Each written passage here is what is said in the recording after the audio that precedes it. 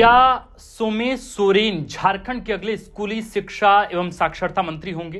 क्या CM school of excellence से लेकर सावित्री भाई फूले किशोरी समृद्धि योजना तक को अमली जामा पहनाने की जिम्मेवारी सोमेश सोरेन को दी जाएगी? क्या सोमेश सोरेन ही झारखंड के स्कूलों में क्षेत्रीय और जनजातीय भाषा की पढ़ाई के सपने को धरातल पर उतारेंगे? क्या सोमेश सोरेन के जिम्मे झारखंड के नौनिहालों का भविष्य होगा? क्या मुख्यमंत्री हेमंत सोरेन दिवंगत रामदास सोरेन की जगह झारखंड की स्कूली शिक्षा का दायित्व बेटे सोमेश सोरेन को देने वाले हैं? क्या कैबिनेट में नीतिगत जिम्मेदारियों के अलावा कोल्हान में झारखंड मुक्ति मोर्चा को मजबूत करने का जिम्मा भी अब सोमेश सोरेन उठाएंगे? क्या सोमेश सोरेन कोल्हान प्रमंडल में झारखंड मुक्ति मोर्चा के नए तारणहार बनेंगे?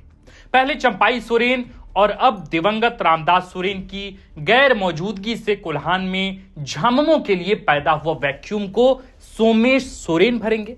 सबसे बड़ा सवाल यही है कि कौन है सोमेश सोरेन और क्यों झारखंड के सियासी गलियारों में उनका नाम काफी सुर्खियों में है। इस वीडियो में हम तमाम सवालों का ढूंढेंगे जवाब और बताएंगे आपको हर एक बात। नमस्कार, हमारा नाम आकाश आनंद है।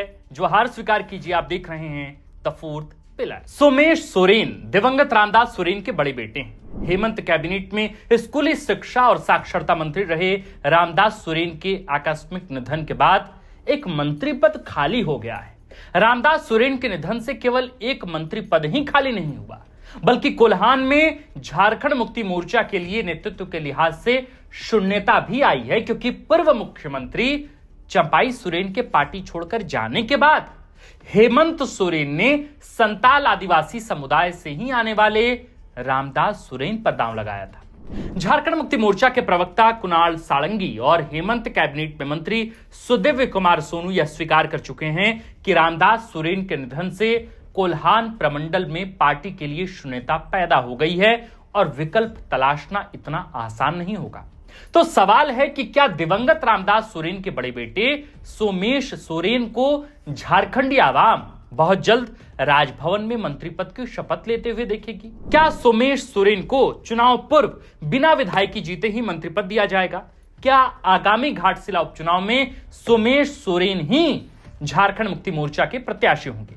क्या झामुमो ने घाटशिला में उत्तराधिकार का प्रश्न आखिरकार हल कर लिया है? रामदास सोरेन के निधन के बाद घाटशिला सीट खाली है। संवैधानिक नियमों के मुताबिक निर्वाचन आयोग को हर हाल में 6 माह के भीतर उपचुनाव कराना है। चर्चा है कि झारखंड मुक्ति मोर्चा रामदास सोरेन के बेटे सोमेश सोरेन पर दांव लगाने जा रही है। पारिवारिक सूत्रों का दावा है कि यह लगभग तय हो चुका है कि घाटशिला उपचुनाव में सोमेश सोरेन ही झामुमो के प्रत्याशी होंगे।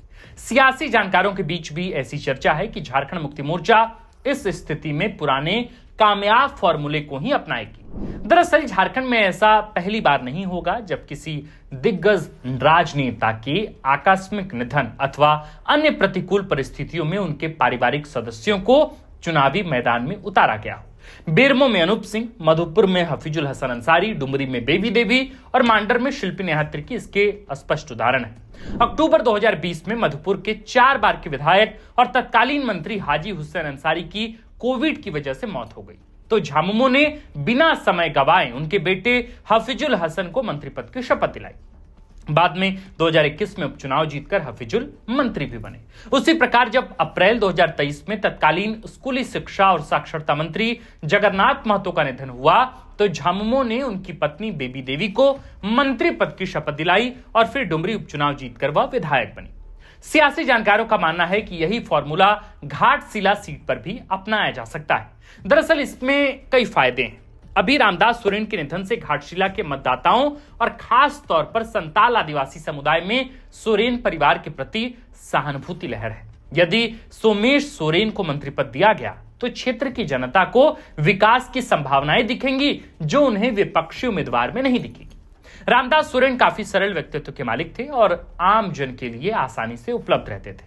सोमेश सोरेन भी लो प्रोफाइल रहते हैं। पारिवारिक सूत्रों और स्थानीय झामुमो कार्यकर्ताओं का मत है कि सोमेश सोरेन शोबाजी की जगह काम करने में यकीन करते हैं। वे अक्सर अपने पिता के साथ पार्टी संगठन के कार्यक्रमों में हिस्सा भी लेते रहे हैं और पिछले विधानसभा चुनाव में मतदाताओं के बीच पार्टी की पहुंच बनाने में भी योगदान दिया है। सहानुभूति लहर के वोट में बदलने की संभावनाएं, मंत्री पद से जनता में उम्मीद और रामदास सोरेन के प्रति मुख्यमंत्री हेमंत सोरेन में सम्मान का भाव ऐसे कारक हैं जिनसे सोमेश सोरेन को चुनाव पूर्व मंत्री पद मिलने की प्रबल संभावनाएं दिखती हैं।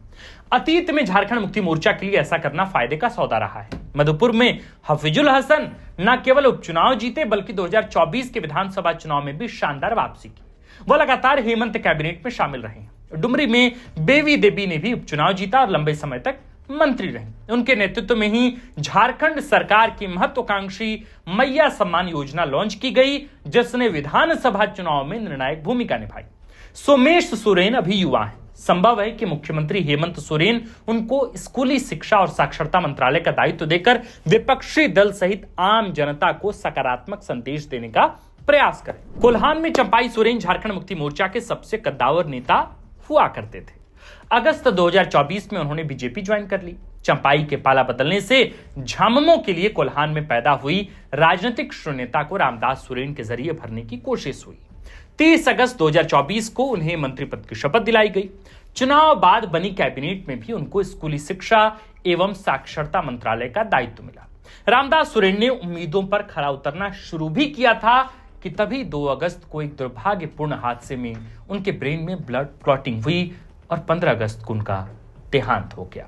झामुमो मानती है कि उनका विकल्प तलाशना मुश्किल होगा, लेकिन सियासी जानकारों का मानना है कि सोमेश सोरेन को उनका उत्तराधिकारी बनाकर मुख्यमंत्री हेमंत सोरेन उनको कोल्हान प्रमंडल में भविष्य के लिए तैयार कर सकते हैं। दरअसल कोल्हान में दीपक बिरुवा, सुखराम उरांव, दशरथ गगराई और जगत पांजी जैसे नेता हैं, लेकिन झारखंड मुक्ति मोर्चा को वहां संताल आदिवासी समुदाय को साधने के लिए कोई नेता चाहिए। पारिवारिक सूत्र लगभग तय मानकर चल रहे हैं कि सोमेश सोरेन घाटशिला उपचुनाव में झामुमो के प्रत्याशी होंगे। यहां सोमेश सोरेन को चंपाई सोरेन के बेटे बाबूलाल सोरेन से चुनौती मिलने की प्रबल संभावना है, क्योंकि बाबूलाल सोरेन पिछली बार भी प्रत्याशी थे भारतीय जनता पार्टी से। बाबूलाल सोरेन पिछला विधानसभा चुनाव भी लड़ चुके हैं, जहां उनको कुल 22,000 वोटों के अंतर से रामदास सोरेन के हाथों हार मिली थी। हालांकि इस दफा परिस्थितियां थोड़ी अलग होगी। चंपाई सोरेन घाटशिला में पूरी ताकत झोंकने की कोशिश करेंगे। उनके पास समय भी है और वजह भी। सोमेश सोरेन को पिता रामदास सोरेन की विरासत और मुख्यमंत्री हेमंत सोरेन के विश्वास को जिंदा रखने के लिए बाबूलाल सोरेन की चुनौती से पार पाना होगा। बाकी तो सब भविष्य के गर्भ में ही छिपा है।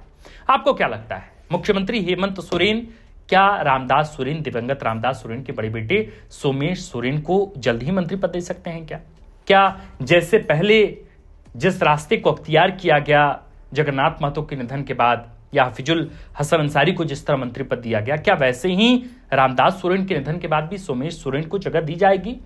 और क्या अगर उनको जगह दी गई, उनको विधानसभा का चुनाव लड़ाया गया, तो क्या सोमेश सोरेन की जबरदस्त वापसी हो सकती है क्या?